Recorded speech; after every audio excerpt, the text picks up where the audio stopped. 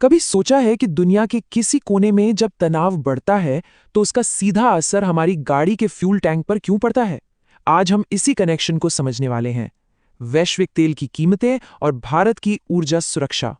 तो देखिए, कहानी शुरू होती है एक बेहद अहम रास्ते से। यह है होर्मुज जलडमरू मध्य। आप इसे दुनिया की एनर्जी सप्लाई की सबसे जरूरी धमनी समझ सकते हैं। दुनिया का लगभग 5वां हिस्सा तेल यहीं से होकर गुजरता है। अब जरा सोचिए, क्या हो अगर इस रास्ते को बंद कर दिया जाए? हाल ही में ईरान की तरफ से जो धमकियां आई हैं, उन्होंने ठीक यही सवाल खड़ा कर दिया है।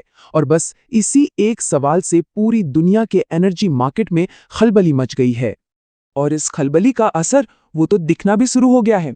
जो ग्लोबल बेंचमार्क है ब्रेंट क्रूड, उसकी कीमतें सिर्फ एक हफ्ते के अंदर 15% उछलकर $80 प्रति बैरल के पार चली गई।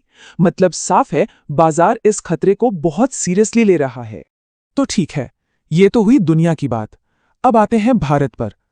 इस पूरी सिचुएशन का भारत पर क्या और कैसे असर पड़ता है? देखिए, भारत एक तेजी से बढ़ती इकोनॉमी है और ऊर्जा हमारे लिए किसी लाइफलाइन से कम नहीं।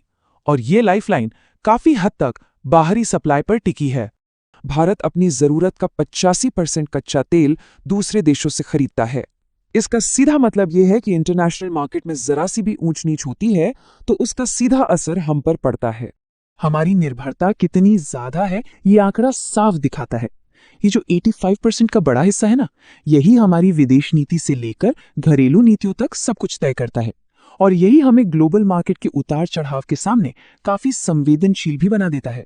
और बात यहीं खत्म नहीं होती। इस 85% इंपोर्ट का भी करीब आधा हिस्सा, मतलब लगभग 25 लाख बैरल तेल हर रोज उसी हॉर्मुज जलडमरू मध्य से गुजरता है, जहां अभी खतरा मंडरा रहा है। तो फिर सवाल उठता है कि ऐसे खतरों से बचने के लिए भारत का सुरक्षा कवच क्या है? जवाब है हमारा स्ट्रेटेजिक पेट्रोलियम रिजर्व। आसान भाषा में कहें तो हमारा इमरजेंसी फ्यूल टैंक।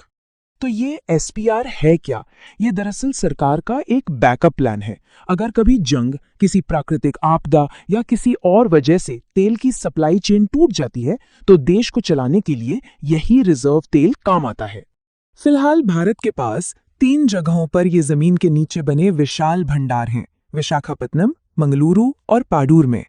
इन तीनों को मिला दें तो हम कुल 5.3 मिलियन मेट्रिक टन कच्चा तेल स्टोर कर सकते हैं।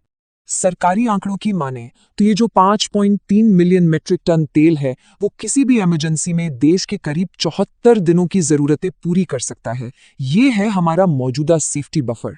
लेकिन यहाँ सबसे बड़ा सवाल यही है कि क्या ये 74 दिन का बफर काफी है? क्या ये हमें पूरी तरह से सुरक्षित महसूस करा सकता है? चलिए देखते हैं कि इंटरनेशनल स्टैंडर्ड्स इस बारे में क्या कहते हैं। यहाँ पर तस्वीर एकदम साफ हो जाती है। एक तरफ है भारत का 74 दिन का रिजर्व और दूसरी तरफ है आईईए यानी इंटरनेशनल एनर्जी एजेंसी, जो कहती है कि हर सदस्य देश के पास कम से कम 90 दिनों का तेल भंडार होना ही चाहिए। ये आईईए की ऑफिशियल गाइडलाइन है। मतलब साफ है कि हम इंटरनेशनल स्टैंडर्ड से अभी भी थोड़ा पीछे हैं। तो जाहिर है इस दिशा में अभी और काम करने की गुंजाइश है। और अच्छी खबर यह है कि सरकार इस गैप को भरने की कोशिश कर रही है। इस सुरक्षा कवच को और मजबूत करने के लिए एक प्लान भी है। तो चलिए उस प्लान पर एक नजर डालते हैं। तो प्लान ये है कि 2 और बड़े रिजर्व बनाए जाएंगे। एक ओडिशा के चांदीखोल में, जिसकी कैपेसिटी होगी 4 मिलियन मीट्रिक टन, और दूसरा कर्नाटक के पाडूर में, जहां 2.5 मिलियन मीट्रिक टन की एक्स्ट्रा कैपेसिटी जोड़ी जाएगी। कुल मिलाकर 6.5 मिलियन मीट्रिक टन का इजाफा। लेकिन यहाँ एक पेच है। इस प्लान को मंजूरी तो जुलाई 2021 में ही मिल गई थी, लेकिन जमीन पर इस पर काम की रफ्तार थोड़ी धीमी रही है। अब इन सब बड़ी बड़ी बातों और योजनाओं का हम पर यानी आम आदमी पर क्या असर पड़ता है? देखिए, आखिर में सारी कहानी पेट्रोल और डीजल की कीमतों पर ही आकर रुकती है। तो चलिए उस पहलू को भी समझते हैं। अभी क्या हो रहा है कि सरकार एक कैलिब्रेटेड पॉलिसी अपना रही है। ये एक तरह का बैलेंसिंग एक्ट है जो हमें ग्लोबल मार्केट में कीमतों के झटकों से फौरी तौर पर बचाता है।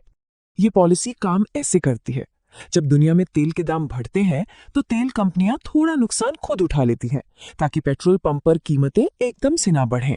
और जब दाम गिरते हैं तो वे अपना मार्जिन बनाकर उस नुकसान की भरपाई कर लेती हैं। इसी वजह से हमें कीमतों में तुरंत कोई बड़ा उछाल या गिरावट नहीं दिखती। लेकिन सबसे बड़ा सवाल तो यही है कि ये इंतजाम कब तक चल सकता है। ये पॉलिसी एक टेम्पररी ढाल की तरह है। अगर दुनिया भर में तेल की कीमतें लंबे समय तक ऊंची बनी रहीं, तो इसका बोझ देर सवेर हम सब पर आना तय है।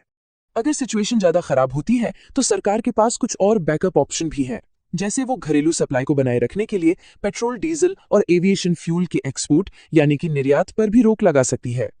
तो कुल मिलाकर बात यह है कि हमारा स्ट्रेटेजिक ऑयल रिजर्व देश की सुरक्षा के लिए एक बहुत जरूरी बफर है। लेकिन असली चुनौती समय से जुड़ी है कि अगला कोई बड़ा ग्लोबल शॉक आने से पहले हम इसे कितना और मजबूत कर पाते हैं।